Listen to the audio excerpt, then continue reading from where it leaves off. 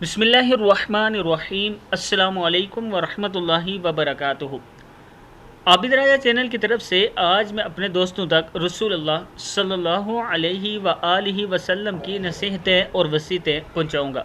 उससे पहले मैं अपने तमाम दोस्तों से गुजारिश करूंगा कि इस वीडियो को आपने आगे ज़्यादा से ज़्यादा शेयर करना है और इस पर ज़रूर अमल करना है। तो शुरू करते हैं। बिस्मिल्लाहिर्रहमानिर्रहीम।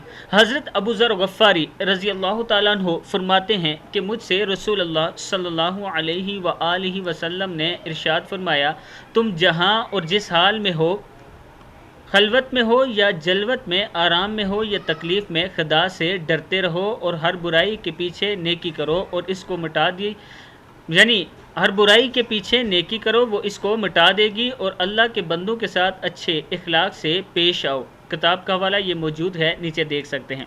यानी इस हदीस में रसूलुल्लाह सल्लल्लाहु अलैहि व आलिहि वसल्लम ने हज़रत अबू ज़र गफ़ारी को ये नसीहत फरमा दी कि जहाँ जिस हाल में हो अल्लाह ताला से डरते रहो और जब कोई बुराई हो जाए तो फ़ौरी से नेकी किया करो, क्योंकि नेकी बुराई को मिटा देती है। और अल्लाह के बंदों के साथ अच्छे इखलाक से पेश आया करो, अल्लाह के बंदों के साथ अच्छे इखलाक से पेश आया करो। इस पर मैं ज़ोर इसलिए दे रहा हूँ कि आजकल हमारे माशरे में इखलाक बिल्कुल ख़त्म हो चुका है।